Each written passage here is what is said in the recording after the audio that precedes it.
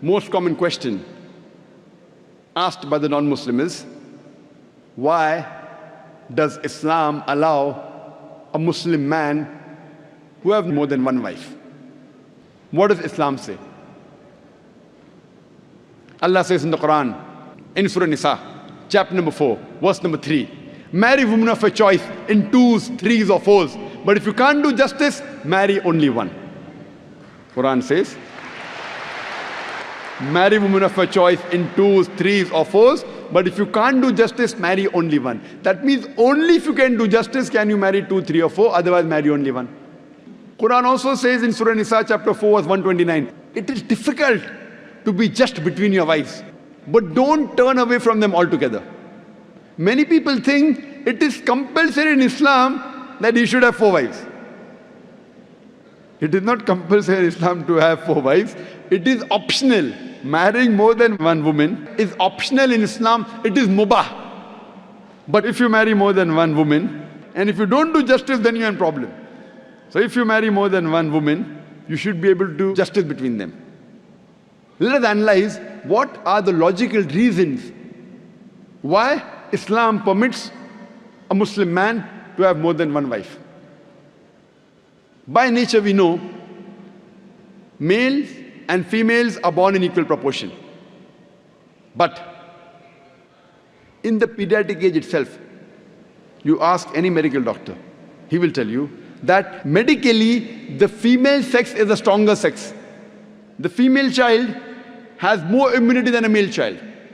The female child can fight the germs and diseases much better than the male child. So in pediatric age itself, there are more deaths among the male children as compared to female children. So in the pediatric age itself, there are more females as compared to males. There are wars taking place. In the wars, there are more men who are being killed as compared to women.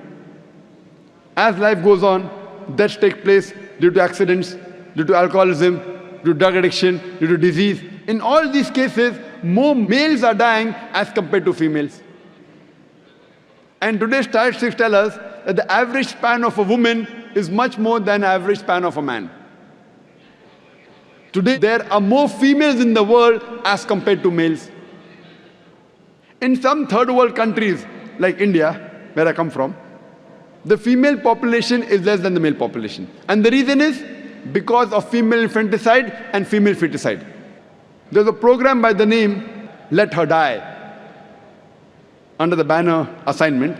It came on BBC, where a British reporter by the name of Emily Beckonen, she says that every day more than 3,000 fetuses are being aborted after they identified that they're females. In India alone, more than 3,000 fetuses are being aborted after they identified that they're females. If you multiply this number by 365, the number of days in a year, we get a figure of more than 1 million fetuses are being aborted every year in India after they identified that they're females. And according to the report of the government hospital of Tamil Nadu, out of 10 females born alive, 4 are put to death. If this evil practice of female infanticide and female feticide stops in India, even in India, in a few decades, the female population will outnumber the male population. Today when we analyze throughout the world, there are more females as compared to males. In New York alone, there are 1 million females more than males. In USA alone, there are 7.8 million females more than males. In UK alone, there are 4 million females more than males. In Germany alone, there are 5 million females more than males. In Russia alone, there are 9 million females more than males. And God alone knows how many millions of females are more than the males throughout the world. If I agree with a non-Muslim that every man should marry only one woman, and suppose my sister or suppose your sister happens to live in USA, and if the market is saturated, every woman has found a life partner for herself. Yet, there will be 7.8 million females who will not find husbands. And if, unfortunately, your sister or my sister happens to live in USA, and if she's amongst one of those 7.8 million females who has not found a husband, what's the option she has? The only option she has is that she either marries a man who already has a wife, or she becomes public property. Public property. Many people say, Dr. Zakir Naik, such a harsh word. It is the most sophisticated word I can use. I cannot think of a better word. There's no option. She either marries a man who already has a wife or becomes public property. In America, having mistresses is very common.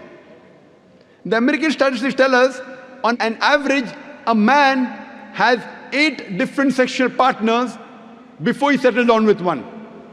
8 different. Some may have 5, some may have 10, some may have 20. 8 different sexual partners before he marries. After marriage, how many he has, the statistics doesn't say that. But before he marries, he has on an average 8 different sexual partners. Having mistresses in America is common, no problem. 10, 20, no problem. Having 2 wives doesn't go down their throat. You know, when a woman becomes the second wife of a man, she gets honor, she gets a right. She lives a very peaceful life, with grace, with honor, with all her rights. And when a woman is a mistress, she doesn't get her rights, she has no protection, she leads a life of disgrace. Therefore, Islam permits some men to have more than one wife to protect the woman. And I do agree, if someone tells me that no woman would like to share the husband, I agree with them. I don't argue. I agree with you that no woman under normal circumstances would like to share the husband. But the Islamic Sharia says, let a small loss take place to prevent a big loss. That means a good Muslimah who knows the situation of the world would not mind sharing a husband to prevent her sister from becoming a public property. You ask any modest woman, would she prefer becoming the wife of a man who already has a wife or becoming public property? Any modest woman would choose the first one.